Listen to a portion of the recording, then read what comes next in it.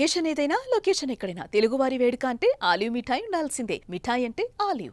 ఒరిస్సాలోని పూరి జగన్నాథ స్వామి ఆలయంలో ఓ అద్భుతం జరిగింది.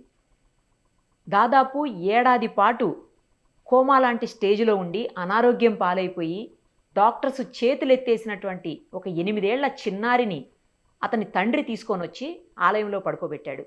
నాకు స్వామి మీ మీదే నమ్మకం ఉంది, నా కొడుక్కి ఏమీ కాలేదు, దయచేసి నా బిడ్డని కాపాడండి అంటూ ఆయన అక్కడ ప్రార్థించటం, ఆ తర్వాత కొన్ని నిమిషాల వ్యవధిలోనే ఆ పిల్లోడు లేచి నార్మల్గా ఉండటం, ఇదంతా కూడా అసలు నమ్మలేని నిజం, కానీ జరిగింది.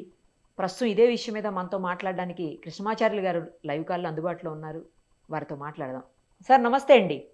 జై వీరబ్రహ్మజై గోవిందమాంబజై. అమ్మ నమస్కారం. సార్ గురువు గారు చాలా అద్భుతమైనటువంటి ఘటన. అంటే నాస్తికుల గురించి నేను మాట్లాడదలుచుకోలేదు.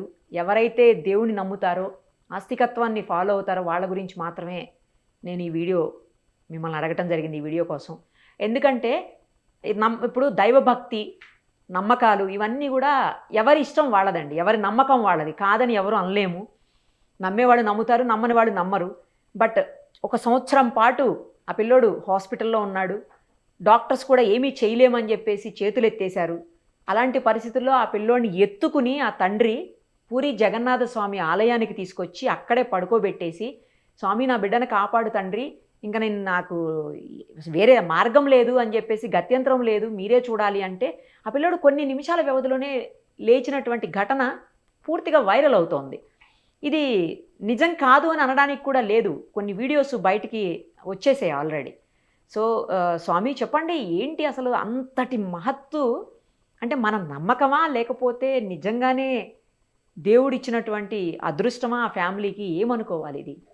సనాతనమైనటువంటి ధర్మానికి పట్టుకొమ్మనైనటువంటి ఈ భారతదేశంలో మీరన్నట్టుగా సనాతనమైనటువంటి సాంప్రదాయాలకి, మన హిందూ ఆచార వ్యవహారాలను బట్టి 4 ప్రధానమైనటువంటి విశేషవంతమైనటువంటి ధామాలు ఉన్నాయి.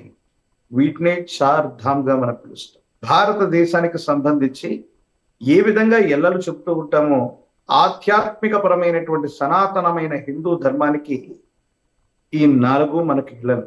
అందుకే ఉత్తరాన బదరి, దక్షిణాన రామేశ్వరం, తూర్పున పూరి మరియు పశ్చిమాన ద్వారక. ఈ 4 ప్రధానమైనటువంటి ధామాలని మనం ఆధ్యాత్మిక పరమైనటువంటి ఎల్లలుగా 4 ధామ్గా మనం చెప్తాం. మీరు చెప్పినటువంటి సంఘటన ఈ విశేషవంతమైనటువంటి పూరి జగన్నాథుడి యొక్క ఆలయ ప్రాంగణం దగ్గర జరిగింది. పూరి జగన్నాథుడి యొక్క వైశిష్ట్యాన్ని, ఆలయానికి సంబంధించినటువంటి మహత్తుని మనం తెలుసుకోవాలి. ఎందుకంటే వసుదేవ సుతం దేవం కంస చానూరమర్థనం దేవకీ పరమానందం కృష్ణం వందే జగద్గురుం. ఈ జగత్తుకు మొట్టమొదటి జగద్గురువైనటువంటి కృష్ణ పరబ్రహ్మ బలరాముడు సుభద్రతో కూడా కొలువై ఉన్నటువంటి ఒక అద్భుతమైనటువంటి ఆలయ ప్రాంగణం.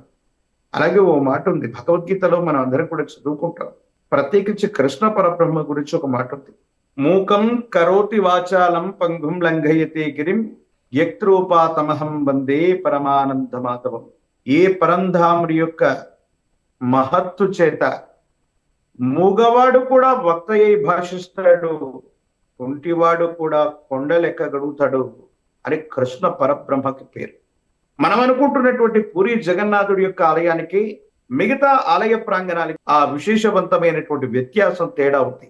8 నుండి 12 సంవత్సరాలకు ఒక్కసారి పూరి జగన్నాథుడి యొక్క ఆలయంలో దారు శిల్పాలు, మనకి దారు అంటే చెక్కతో తయారు చేయబడ్డటువంటి శిల్పాలు మాత్రమే మనకు దర్శనమిస్తూ ఉంటాయి. 8 నుండి 12 సంవత్సరాలకు ఒక్కసారి మళ్ళీ వాటిని నవకళేభర ఉత్సవంలో మారుస్తూ ఉంటారు.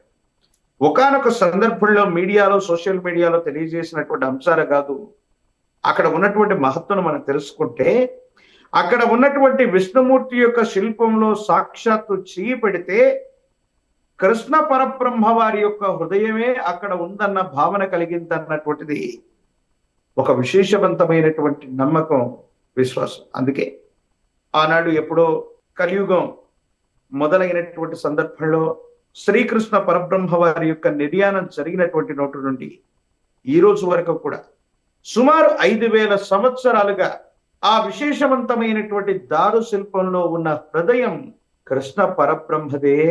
వాటికి స్పందనాలు ఉన్నాయి, వాటికి శాస్త్ర విజ్ఞానానికి కూడా అందనటువంటి ఎన్నో రహస్యాలు అక్కడ ఉన్నాయి.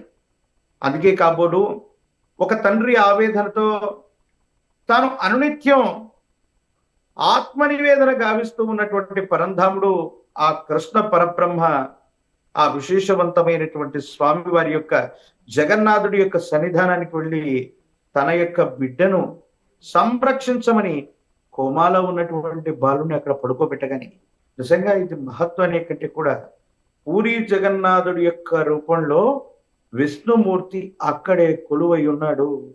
ఈ సనాతనమైనటువంటి ధర్మం పరిడవిల్లుతూ ఉందంటే ఇలాంటి శక్తి కేంద్రకాలు ఆ విశిష్టవంతమైనటువంటి ప్రాచీనమైన పురాణ పురుషులు నడయాడినటువంటి ఆనవాళ్ళు అక్కడ ఉన్నాయి.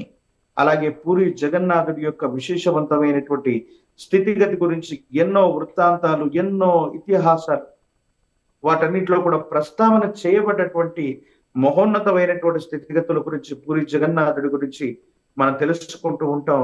మన ప్రగాఢమైనటువంటి విశ్వాసం మనం సోషల్ మీడియాలో జరిగిందనే కాదు, దీనికి వాస్తవికమైన ఆధారాలు కూడా మనం చూస్తూ ఉన్నాం.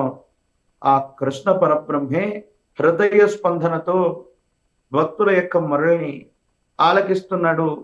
ఆ పసివాడు కోమాలకు వెళ్ళి మరణాన్ని సమీపిస్తున్నటువంటి తరుణంలో ఆ కన్న తండ్రి యొక్క ఆవేదనని అర్థం చేసుకున్నాడు. పిలిస్తే పలికే దైవంగా కేవలం మూగవాడు ఒత్తయ్య భాషిస్తూ కుంటివాడిని కూడా కొండలెక్కించగలిగినటువంటి కృష్ణ పరబ్రహ్మ నిర్యాణానికి దగ్గరగా ఉన్నటువంటి బాలకుడికి మళ్ళీ కూడా పునర్జీవితుణ్ణి చేశాడు. ఎందుకంటే కురుక్షేత్ర సంగ్రామం జరుగుతున్నటువంటి సందర్భంలో అశ్వత్థామ బ్రహ్మాస్త్ర ప్రయోగాన్ని చేస్తే పాండవుల యొక్క వంశమంతా కూడా నిర్వంశం అవ్వాలని అనుకున్నారు. అప్పుడు అభిమన్యుడు చనిపోయి ఉన్నాడు. అభిమన్యుడి యొక్క ధర్మపత్ని గర్భస్థ శిశువును మోస్తుంది. బ్రహ్మాస్త్ర ప్రయోగం దాటికి ఆవిడ గర్భంలో ఉన్నటువంటి గర్భాస్త్ర పిండం ముక్కలు చెక్కలు కాబట్టది.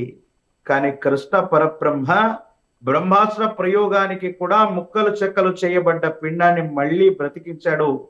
ఆయనే ఈ కలియుగానికి మొట్టమొదటి చక్రవర్తి అయినటువంటి పరీక్షిత్ మహారాజు. కాబట్టి పురాణాలు, ఇతిహాసాల్లోనే కృష్ణ పరబ్రహ్మ గతించి పోయిన వాళ్ళని, గతిస్తున్నటువంటి సందర్భంలో ఉన్నటువంటి వాళ్ళని, మరణించినటువంటి దాఖలాలు ఉన్నటువంటి వాళ్ళని మళ్ళీ పునర్జీవితుల్ని చేశాడని పురాణాలు, ఇతిహాసాల్లో ఎలా చదువుకున్నామో ఆ కృష్ణ పరబ్రహ్మ వారి యొక్క హృదయం పూరి జగన్నాథుడి యొక్క విశేషవంతమైనటువంటి మూలమైన దారు శిల్పంలో అలాగే ఉంది. ఆయన మన మొరల్ని ఆలకించటమే కాదు, ఆ మహత్తు చేత ఈ పిల్లవాడు నిద్రలో నుండి ఎలాగైతే మేల్కొన్నాడో ఆ విధంగా హోమా నుండి మేల్కొన్నాడు. సనాతనమైనటువంటి ధర్మం ఎంత గొప్పది, మన దేవతల యొక్క విశేషవంతమైనటువంటి శక్తి ఇలాంటివి పరమ మహోన్నతమైనటువంటి శక్తి కేంద్రకంగా మన పూరి జగన్నాథుడి యొక్క ఆలయం ఉంది అనటంలో ఎటువంటి సందేహం కూడా లేదు. కానీ ఆ తండ్రి కూడా అలా నమ్మి, అంత బలంగా నమ్మాడు కాబట్టి అక్కడికి తీసుకొచ్చినట్టుంది స్వామి. చూస్తుంటే అది ఎత్తుకొని తీసుకొస్తున్నాడు, విజువల్స్లో కనిపిస్తుంది. కానీ ఆ అబ్బాయి లేచింది కూడా ఒక్కసారి ఏదైనా విజువల్ ఉంటే బాగుండేది, అది రాలేదు. ఎందుకో ఇంతవరకే వచ్చినాయి వీడియోస్ వైరల్ అవుతున్నాయి. కానీ న్యూస్ అయితే స్ప్రెడ్ అయింది, ఆ పిల్లోడు బ్రతికి లేచి తిరుగుతున్నాడని అయితే. మహిమాన్వితమైనటువంటి నమ్మకం, విశ్వాసాలు మన సంప్రదాయంలో ఒక భాగం. ఇటువంటి దేవీ దేవతల యొక్క ఆరాధన మనకు అనాదిగా వస్తూ ఉన్నటువంటి ఆ కన్న తండ్రి ఎన్నో రకాలైన ఆసుపత్రుల్లో తిరిగి ధనాన్ని పోగొట్టుకున్నాడు, సమయాన్ని పోగొట్టుకున్నాడు, కానీ బ్రతుకుతాడన్నటువంటి ఆశ లేక. అందరూ అంటుంటారు, ఒక్కసారి ఆ పరమేశ్వరుని, సర్వేశ్వరుని అడిగి చూడు. అన్ని ప్రయత్నాలు మూసుకుపోయి ఉన్నటువంటి తరుణంలో ఆర్తి చేత, బాధ చేత నీకున్నటువంటి శక్తి మొత్తాన్ని కూడగట్టుకుని ఆ పరమేశ్వరుణ్ణి, ఆ సర్వేశ్వరుణ్ణి, అంటే పరమేశ్వరుడు సర్వేశ్వరుడు అంటే ఇక్కడ శివుడు అని అర్థం కాదు, అతి ఉత్కృష్టవంతమైనటువంటి దేవతా స్వరూపం అని మనం నమ్మేటువంటి దేవుడని అర్థం.